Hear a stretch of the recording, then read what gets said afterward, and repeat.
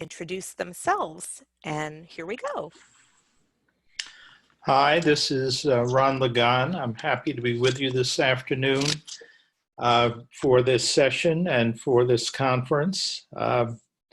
I'm currently co-director of the Chloe project, and I'm joined in this session by Bethany Simunich, who's the Quality Matters Director of Research and Innovation. And her role is going to be to try to place the Chloe findings in the context of best practices and research findings on online learning. Many of you are familiar with the Chloe project, which is now going into its fifth year. And I can, next slide, I can show you that that the Chloe project has grown substantially since its beginning, with just about 100 participants, growing to about 180 in the second year. And here you see the third and fourth year participation in the right-hand column. And we're up to over 360 participants. And they're nicely distributed among public 2-year and 4-year institutions and private 4-year institutions. We have a small number of for-profit participants. It's been difficult to get the for-profit sector to participate, but we are not giving up on that. We will continue. But as our overall number grows, the margin of error in our findings is going down. So we can have pretty much a 95% confidence that our sample is representative of institutions doing online in the US. Next slide. We analyze the results in a variety of ways. And one of them, which I'm particularly fond of, is a multi-factor division of institutions into different categories. For this, at the top of the heap are enterprise institutions. Those are public and private 4-year institutions with more than 7,500 fully and partly online students. And the theory is that these are institutions where online is a big enough activity to be a driving force in institutional policy and strategy, and of course, budget. Below that, in terms of student enrollment, are the regional public and regional private institutions. These are institutions that have between 1,000 and 7,500 online students, and they have enough different characteristics that we look at those separately and compare them to each other. In terms of enrollment, again, below this level are 4-year public and private institutions with fewer than 1,000 fully and partly online students. We also look at the 2-year sector, the community college sector, which is largely public. And for those institutions that are not large enough to fit in the enterprise category, which is the great majority of them here, we have a community college category. This year we've added a new category, which is flagship institutions, the leading 4-year public institutions state by state, because we have about 1/3 of those represented in our sample.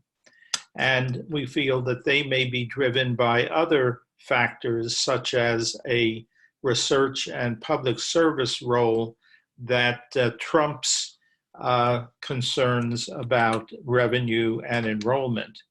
And time will tell if that bears out. Next slide.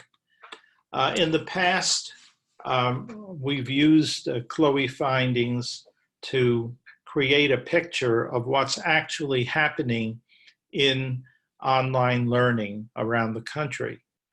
We focused on the online learning courses and programs and on the leadership of chief online officers as um, a window into what is actually going on the ground level. But in this session, rather than our simple practice of just reporting what is new in the latest CLOE survey, CLOE 4, we're going to be looking at the implications of some of those findings for the portion of these institutions that is not directly participant in online learning, the non-participating segment of faculty and student body. And in many cases, this is the great majority of enrollment and of faculty participation in the institution. And in a general sense, we can say it's a look at the glass, the half full part of the glass, as opposed to the empty part of the glass, as opposed to the half full portion. We'll see as we go forward and comment on different aspects of online learning practice that are found in CLOE 4 and to some extent the earlier CLOE surveys and how they impact the current situation. Next slide. So what kinds of questions do we have here? In a general sense, how prepared and supported are faculty and students for online learning in their institutions? That's a question directly posed in the CLOE survey.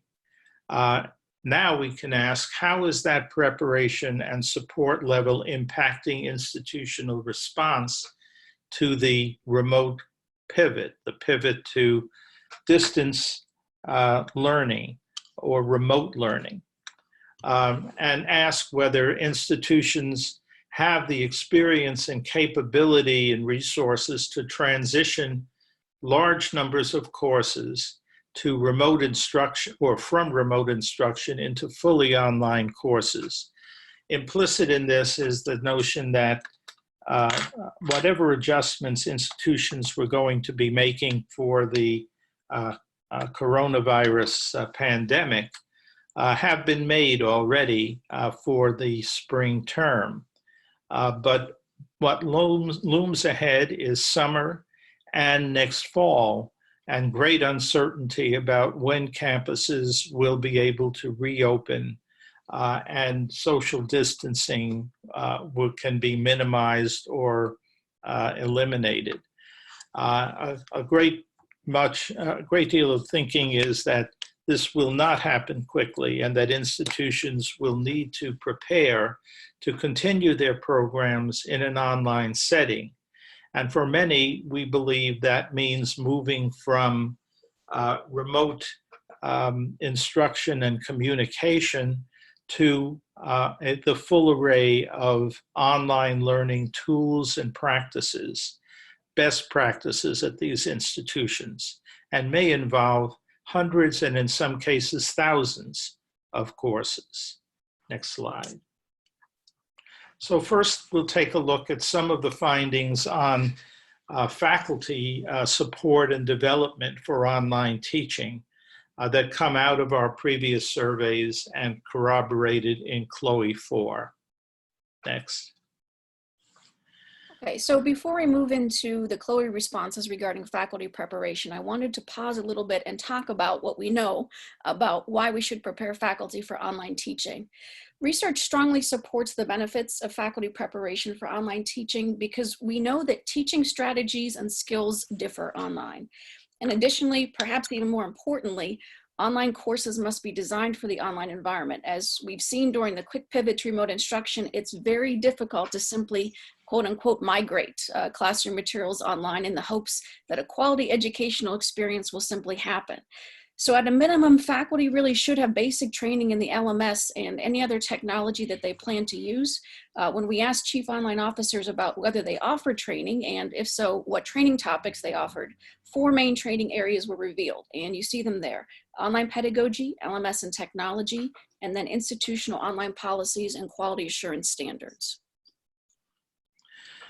This slide shows some results in the Chloe 4 survey.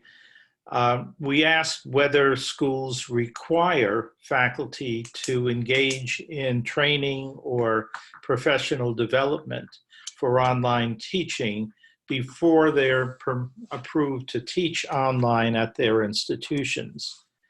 And what we discovered is that in 60% of schools, on average, there is some form of required training or preparation that faculty must undergo. And it generally covers the 4 areas that Bethany just mentioned. If you can read the slide closely or look at the recorded version later on, you'll see that it does include LMS training, institutional policies that affect online, quality standards and quality assurance measures, and then pedagogy and resources for online teaching. And you can see that schools in different sectors are more or less likely to require this faculty preparation and to emphasize one or another of these categories of issues in their preparation. But overall, we would say this is a pretty healthy picture. However, when we say 60% of schools require it, we have to ask, under current circumstances, what about the other 40%? They do not, and they leave faculty either to figure these things out on their own or individually to seek assistance from some source within or outside the institution. And this can lead to much greater variability in the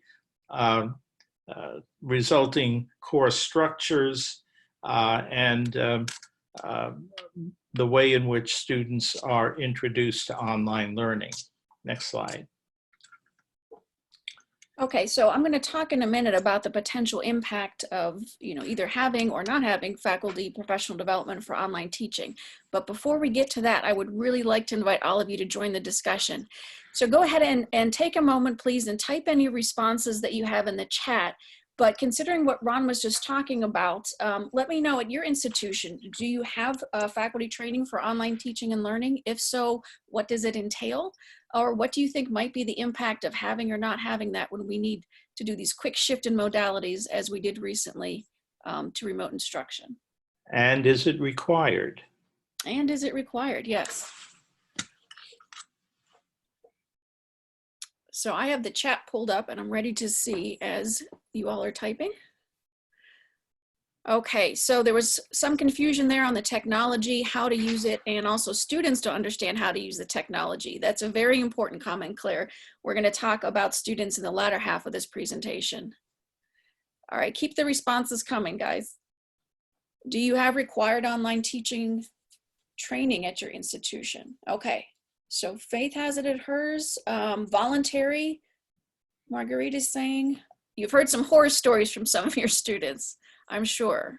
Okay, you do have training, but it's not yet required. Okay, and I think that that's a pretty common scenario in that training exists, but it might be voluntary, especially if you're not teaching online.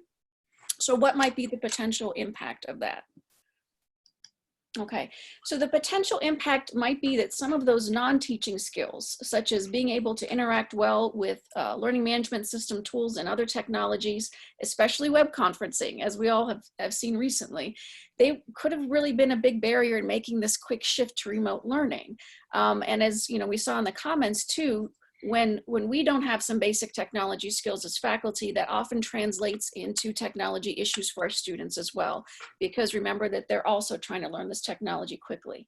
Looking forward, however, it would be wise for institutions to invest in even minimal institution-wide training in online design and teaching, as well as technology training.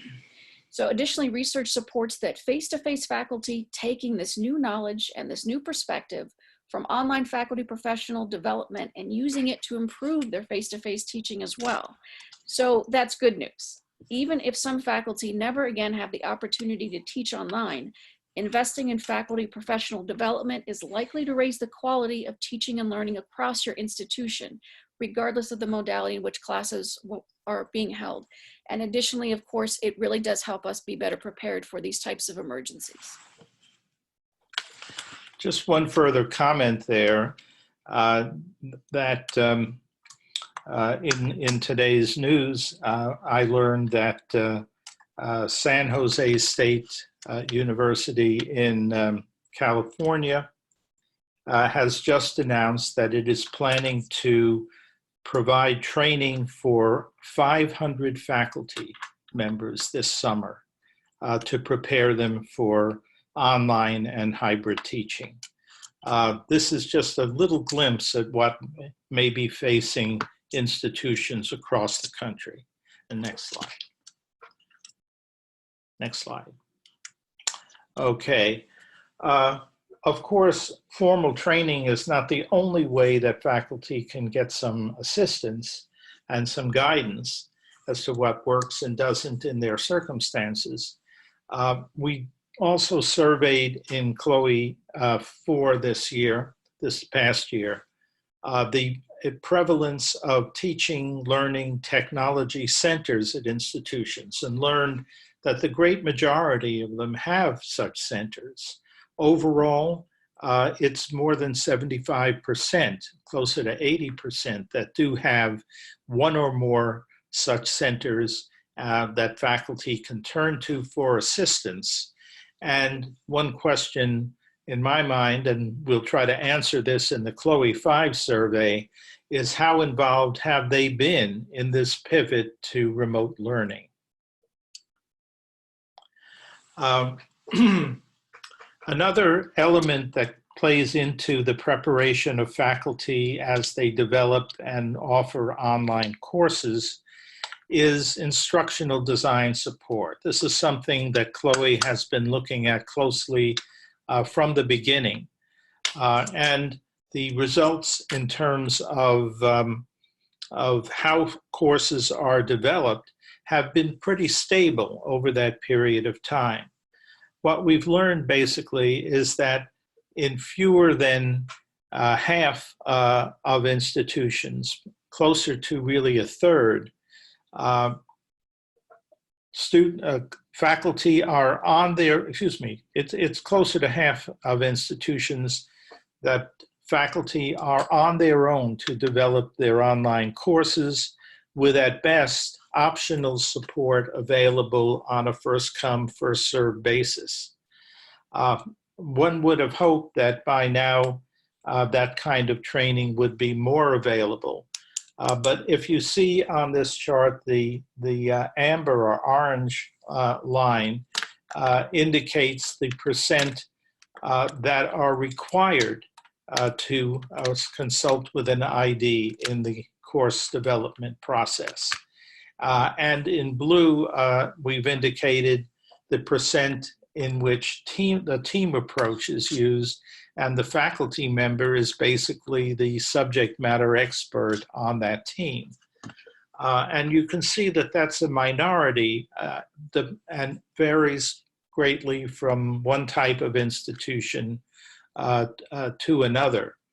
But overall, one would have to say that while this is available support to some extent, that it is far from fully embraced and fully adopted by academia, that instructional design ought to be a part of the course development process.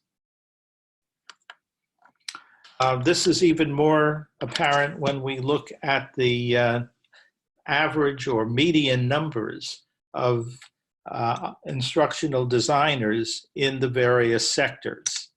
And from this, it's apparent that even fairly large regional public and private institutions have perhaps 3 or 4 instructional designers on staff serving an institution that is offering hundreds and in some cases several thousand online courses. And one can question how capable or how available that instructional design is under those circumstances. And beyond that, if we now take the entire face-to-face component of the institution and try to convert it to online instruction, what's the likelihood that there will be considerable input on a course-by-course basis of instructional design? Perhaps it's a bit more likely that instructional designers will be developing templates, training large groups of faculty, and attempting to have some influence in a situation that doesn't allow for one-to-one engagement. Next slide. There are consequences to the lack of instructional design or required instructional design on course structure and on outcomes. In the next few slides, we quickly want to remind people of our findings from CLOE 2 up to the present that indicate these issues. For example, where instructional design is required, there is little technical variation from course to course. The navigation, the general structure, the familiarity that helps students move from course to course and recognize what they need to do. This is much more difficult where individuals are designing courses, even using the same software, but without this kind of guidance. Next slide. Then the amount of student interaction in a course, which research is showing is a critical factor in students maintaining their interest, retained in courses, completing them and moving on. Our chief online officer respondents consistently tell us that where instructional design or team support for course design is required, there is considerably more interaction than there is in courses or programs where that required support is absent. Next slide. We can see this more dramatically in the pie charts here, with the one on the left showing what happens when faculty work independently to design courses. What happens apparently is that 2/3 of interaction is with course materials in those courses. If the faculty are using optional support, that reduces by about 10 percentage points. If they're required to use instructional design support, that declines almost by another 10% and is no longer dominant in the forms of engagement students can take advantage of. And if the course is team-based, the materials are further reduced, now about 44% on average. And what we see happening to, for example, interaction with the faculty and with peer students and other staff are growing correspondingly as the amount of time spent strictly with materials in the course goes down. It's a bit paradoxical that the more influence beyond the faculty subject matter expert that there is in the design of a course, the the more input by the faculty member, the less direct contact with the faculty is the result. And conversely, if a faculty member is part of a team here, their role in contact with students is gradually increased. Something to think about. And finally here, in outcomes, we also see the result of ID and team support versus optional or no support. It's a marginal difference here, but it is a significant one, about 12 percentage point of students doing as well or better in those courses than in face-to-face courses. So I think the evidence is pretty clear that the lack of detailed ID involvement is really a liability for online course design and offering. Okay, so I'd like to ask you now to hop back in the chat and join the discussion. So before I discuss the potential impact, what do you think might be the impact of having or not having instructional designers or those centers for teaching and learning during these emergency shifts like we saw with remote?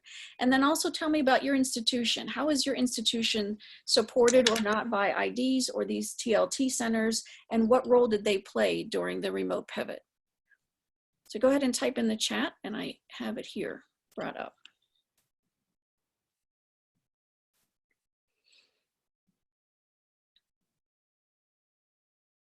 At the very least, tell me if you have an instructional designer at your institution.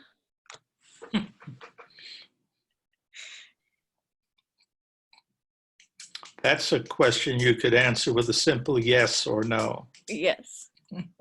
Okay.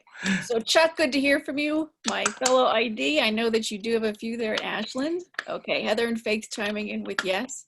All right, so Joan, you don't have an ID at your campus? Okay, so your ID is at a branch campus of the main flagship, so you don't have access to that individual. Okay. Anybody else? Well, I'm sure you can all think about these questions, even if we don't get all the answers here. We got some more answers coming in here. This is good. Okay, so Gigi, you have 4 IDs. They're typically not available for all faculty to consult with. Okay, that's typical at institution because you have lots and lots of faculty and a limited number of IDs. So during COVID, they were using a booking system. Okay, and Barbara, you're saying that faculty don't often have the opportunity to talk through the design of their courses. IDs help to ask those questions to help faculty determine their goals. Exactly. Okay, so talking a little bit about what the potential impact might be. We know that our IDs and our TLT type of offices, they consistently play this key role in elevating the quality of teaching and learning at our institutions. And these support offices and staff have proven to be really crucial to institutional success during the remote pivot. So I've heard a lot of stories similar to what you're typing there in the chat, that the IDs really became one of the pivot points during the pivot. And so whether they were, triaging faculty to try to help them get started or they were taking appointments, they really were crucial to this effort. Moving forward though, this might be one area that institutions really do want to invest in more as part of a long-term strategy for quality learning. Research does support the elevated design quality that does come about as a result of that collaboration between faculty and instructional designers. So is this something that your institution is thinking about more, or have you talked about it more? Hiring instructional designers or expanding even your centers for teaching and learning or your TLT type offices to include more design support?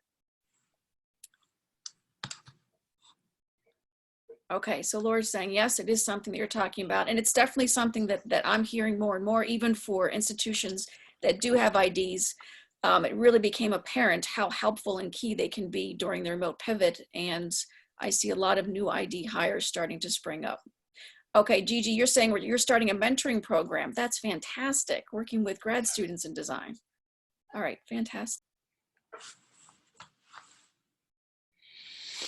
Okay, as we promised, part of the presentation deals with how students are prepared for online learning.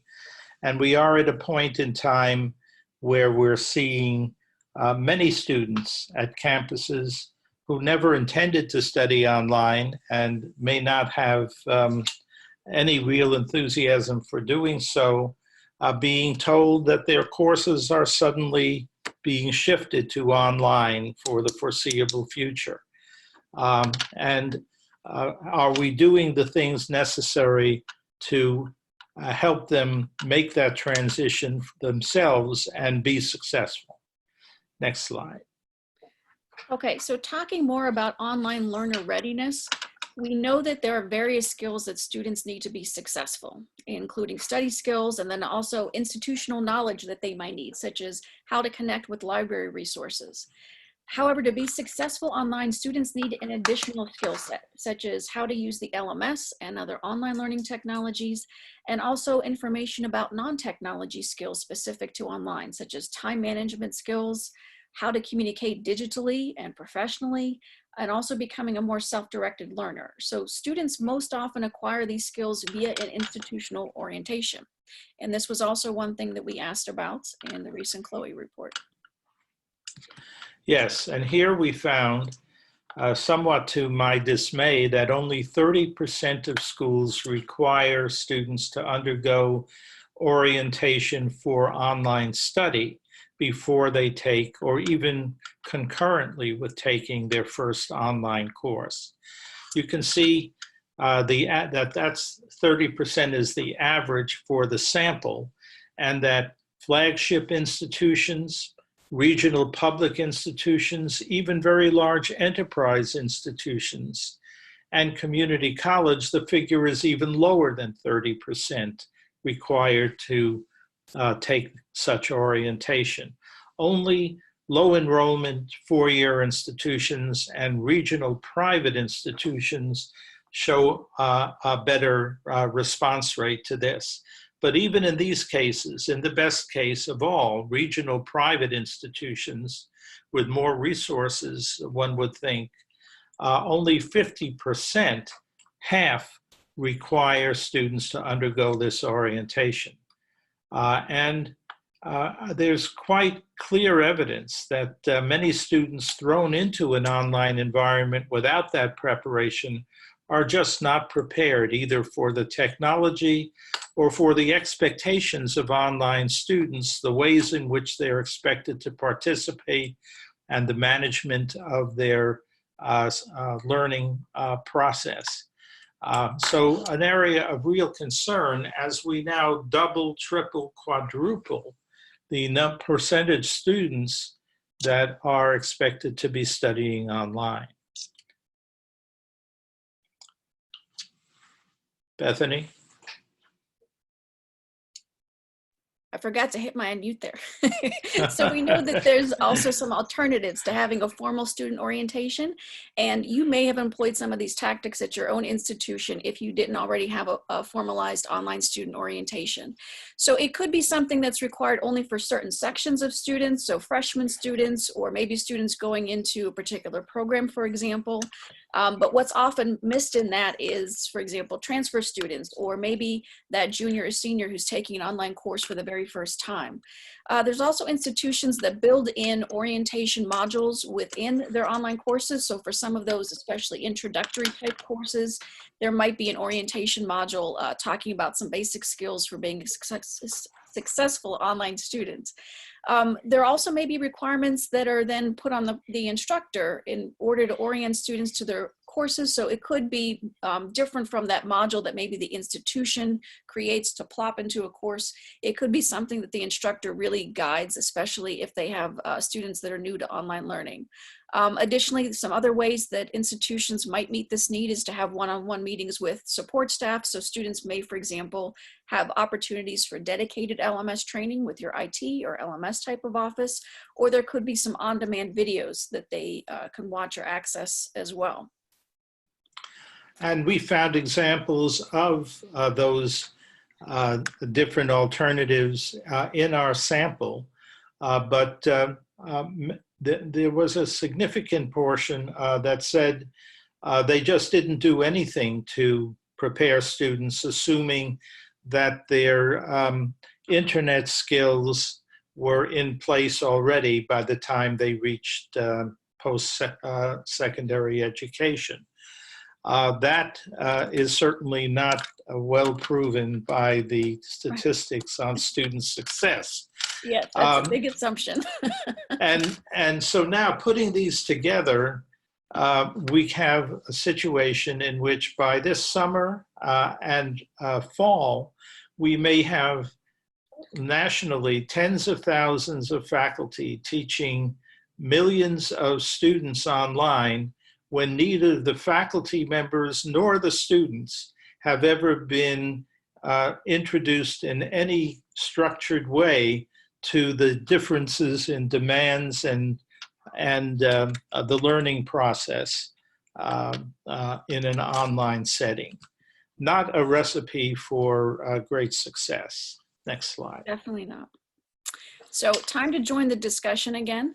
I'd like to hear from you. Does your institution have an online student orientation, or do you perhaps have one of those alternative orientation methods that we talked about, maybe some on-demand videos or modules that students could access? Or is this something that your institution is thinking about creating moving forward? Because as you know, Ron just mentioned, definitely not a recipe for success as we're trying to migrate all of these face-to-face students online. And they, you know, first time using the LMS, first time using synchronous technology, first time in you know, an online type of setting. So how did all of you help set your students up for success? Take a minute here, please, and type your responses in the chat. Even if you just want to let me know, do you have a student orientation? And because I taught face-to-face, I will wait. I will live out the pause and give you all a chance to type in your answers. Okay, so Claire is saying you're just now making it for the online students. Okay, you're thinking about it moving forward. That's fantastic. But you already do have some self-paced tutorials. That's great. You require one in the online training for faculty. Okay. All right, Melanie, you're saying that your institution created one as a direct response to the remote pivot during COVID.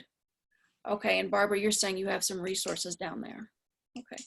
Someone typed in the Q&A that we have orientation modules for students to complete individually, and also faculty use a template for the LMS so that most classes look the same.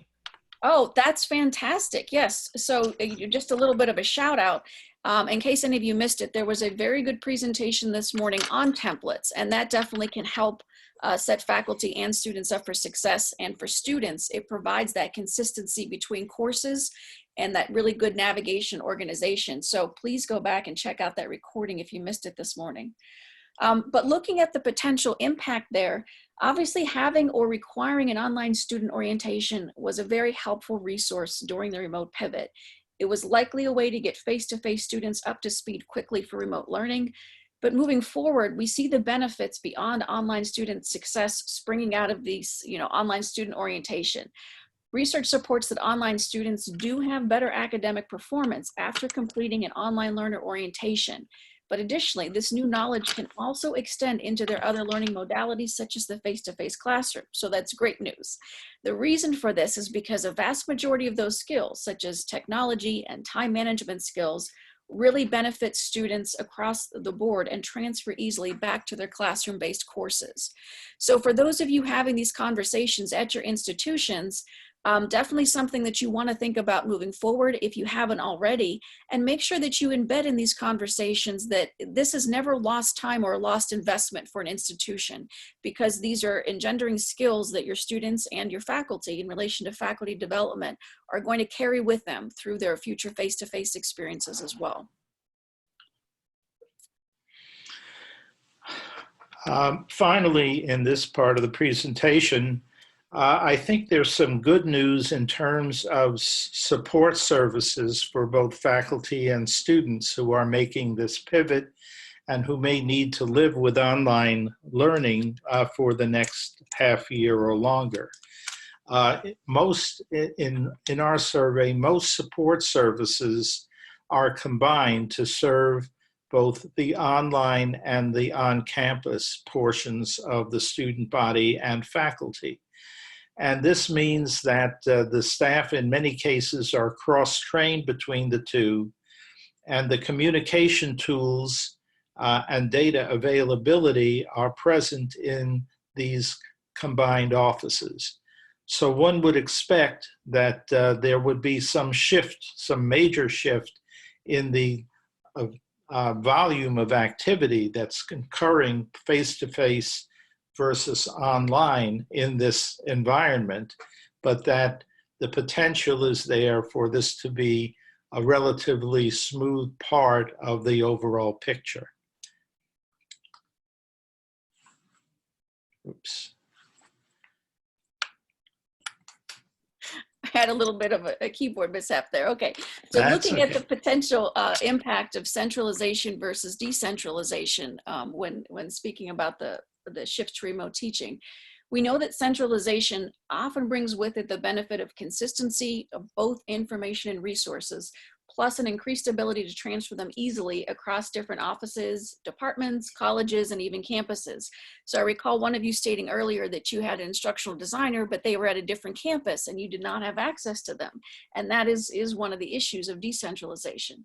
So while decentralization has the benefit of being able to customize resources based on needs and usage, which definitely can be helpful, it can be an impediment during times like the emergency remote pivot, when, for example, decentralized DL offices were asked to potentially distribute their resources across the entire institution. So an additional barrier there with decentralization is that quality standards, for example, which have most often been developed and embedded within an instructional design process for online courses, it can really be a very big charge to try to bring that to the entire institution and to elevate the quality of both face-to-face and online courses. Okay, I wanted to briefly mention, before we turn to questions and comments, that the COVID-19 crisis pandemic has upended plans for Chloe in the coming year. Our Chloe 5 survey was targeted to be doing an online market survey that would have appeared sometime in the spring of 2021. But under current circumstances, we've shifted our focus to determine what has actually happened during this pivot and what institutions are planning to do and capable of doing over the next 6 months or so. And so a survey from Chloe will be coming out in the next several weeks with a due date of the end of May to gather data on all of this and then to publish it by the middle part of July so that it can be as much help as possible to institutions. And we will be fulfilling part of the purpose of the Chloe survey by responding to this immediate need. And we hope as many of you as possible will be willing and anxious to participate in this if you are, in fact, the chief online officer, or you can persuade that individual at your institution to participate in our survey. It will be very meaningful for us all. Okay, so we do have a couple minutes left for questions and answers. I've turned my camera back on so you could at least see me if I can't see you. You can either type your questions in the Q&A, or if you have additional questions and you already have the chat window open, you can type there. I have both of them brought up in case anybody has any questions.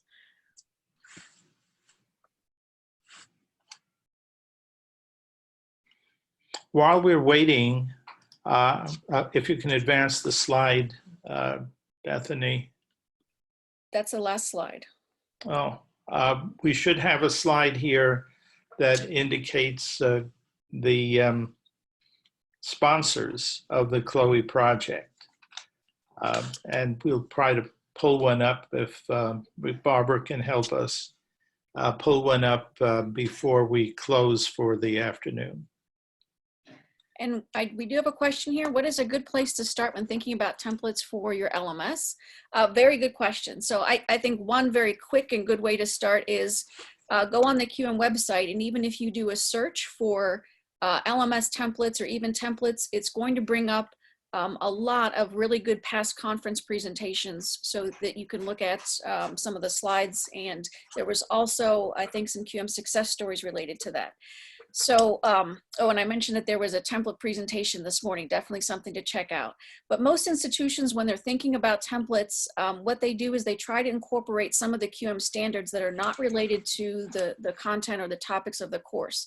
So for example, most LMS templates really already meet all of General Standard 7 because they have the links in for institutional support and resources.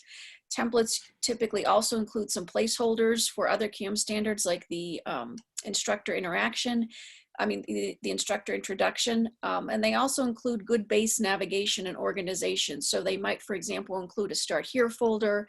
They might have a nice left-hand navigation built out. What you're aiming for is a consistency in look and feel for the students, so that when they're going through online courses, they're not losing time focusing on the course and the assignments and the content by trying to figure out where everything is, because this online course looks entirely different. They have that consistency in layout and navigation that reduces cognitive load and allows them to start on the course materials from day one. So definitely something to think about and consider creating if you don't have one. It's one of my top pieces of advice. And I know that it was useful to many institutions during this remote shift. Okay, well, there you can see our platinum sponsor, iDesign, and our gold sponsors, Extension Engine and Instructional Connections. Without their help, we couldn't reach the Chief Online Officer population to gather their insights into online learning. So our great appreciation to them. Any further questions at this point? Did we get Comments? the question? Did we get the question on what is a good place to start when thinking about templates for your LMS? Yes, I just Yes. Okay. Yeah.